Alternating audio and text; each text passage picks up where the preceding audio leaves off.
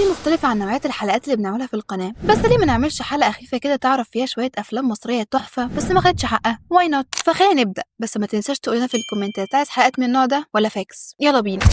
أول فيلم هنتكلم عنه هو فيلم الأصليين من إخراج مروان حامد وتأليف أحمد مراد، الثنائي اللي دايما بيعملوا حاجة مفيش فيها ولا غلطة زي الفيل الأزرق اللي كلنا بنحبه. الفيلم من بطولة ماجد الكدواني وخالد الصاوي ومنة شلبي. الفيلم قصته باختصار إن البطل سمير اللي هو ماجد الكدواني بيشتغل في بنك، عايش حياة روتينية، متجوز وعنده عيال، بيحاول يحافظ على شغله بأي طريقة. فجأة وبدون أي مقدمات بيصحى يلاقي حياته اتشقلبت واترفد من الشغل ومش لاقي شغل في بنك تاني. وفي وسط ما هو مسحول في موضوع الشغل بيلاقي إن حد بعت له موبايل فيه حاجات متصورة ليه محدش يعرف يصورها إلا لو حد بيراقبه. فهنا يبدأ يشك في الموضوع لحد ما يوافق على العرض اللي اتقدم له الأصليين، وهو إنه يشتغل معاهم في مراقبة الناس. وبتدور الأحداث وبيكتشف إنهم منظمة سرية اسمها بهية ورئيسها أبو رشدي أباظة اللي هو خالد الصاوي. وفكرة الفيلم إنها بتناقش الحرية، ولا إحنا فعلا تحت سيطرة مؤسسات كبيرة هي اللي بتحكم فينا؟ وبعدين ليه أنا من صغري من وأنا عيل متراقب؟ هو مين مش متراقب؟ ياه طبعا. إذا كان ربنا سبحانه وتعالى مسخر لكل إنسان ملاكين بيراقبوه ليل نهار ما بيفرقوش كتافه. الرب في السماء بيراقب عبيده ونعم بالله. واحنا ايه غير بشر بنقلد الفكره. الفيلم كله عبارة عن أسئلة وملهاش إجابات سابها أحمد مراد للمتفرج هو اللي يجاوب عليها بنفسه ويخلق جواه أسئلة ملهاش نهاية. وأحمد كان قصده من الفيلم إن هو شايف أي حد ممكن يكون من الأصليين، أي حد يبقى عنده السيطرة يقول إن هو على علم بكل حاجة فيعتبر هو من الأصليين. الأصليين مش مقصود بيه حد معين، الأصليين ليها خيالي أصلي، اللعبة كلها خيالية تماما، هو فيلم خيالي جدا ما بيرضخش لأي إسقاط على أحد خالص.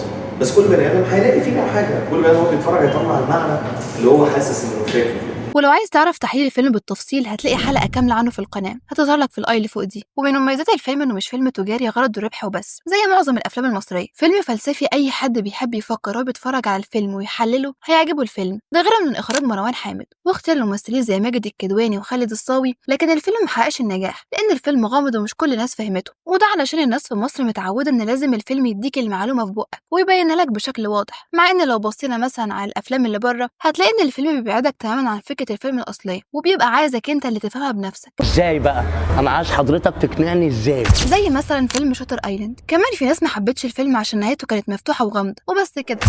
لو انت بقى بتحب الافلام النفسيه والتوكسيك فالفيلم ده هيعجبك قوي. فيلم الجريمه لاحمد عز ومنة شلبي وماجد الكدواني واخراج شريف عرفة. قصه الفيلم باختصار هي ان عادل اللي هو احمد عز عنده مشاكل نفسيه وبيعاني من الهلاوس بسبب الماضي اللي عاشه لما امه خانت ابوه، فكان عنده عقده دايما انه مش عايز يتجوز واحده زي امه. لكن زي ما احنا عارفين اللي بتخاف منه بيحصل لك، فبيتجوز واحده زي امه وكانت متجوزاه عشان تغيظ صاحبها اللي سابها. ومع مرور الاحداث بيكتشف ده فبيقرر انه لازم يعذبها لان القتل رحمه ليها. وفي الاخر مراته بتموت مخنوقه بعد ما البيت اتحرق بيها، وابنه بيموت مقتول من العصابه اللي بتكره عادل. وكل ده والمحقق حسين اللي هو ماجد الكدواني بيحاول يثبت ان عادل مخبي مراته مش زي ما اتقال انها ماتت. واللي بيميز الفيلم انه اتعمل بشكل مختلف خالص عن السينما المصريه، قدم دراما نفسيه واكشن وجريمه وكمان الخيانه اللي هي الفكره الاساسيه للفيلم واللي ما اتعملتش قبل كده في مصر بالشكل ده. والفيلم مليان رمزيات كتيره في لغه الجسد والتصوير، وهتلاقينا محللين الفيلم في حلقه على القناه. والفيلم اتظلم عشان ما تسوقلوش بشكل كويس وكمان عشان الغموض اللي كان فيه.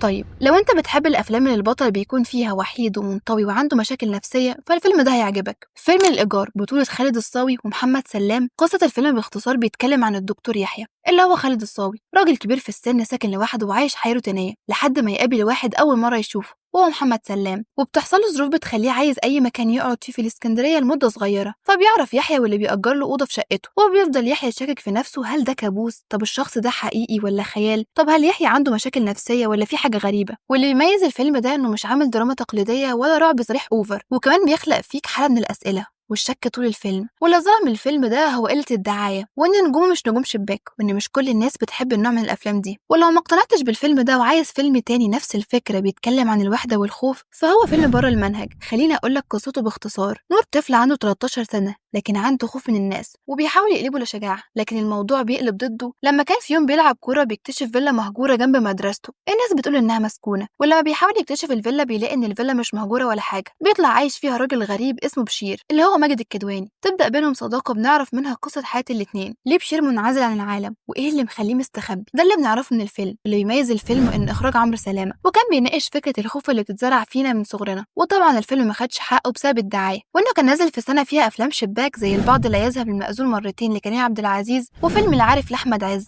لكن كانت سنة مهمة لماجد الكدواني لأنه عمل 3 أفلام في السنة دي: بار المنهج، وقفة رجالة ومع كريم عبد العزيز في الفيلم اللي لسه قايلين لكم عليه. وبكده نكون خلصنا حلقتنا. لو عجبتك الحلقة وعايز من النوعية دي تاني فاكتب لنا في الكومنتات.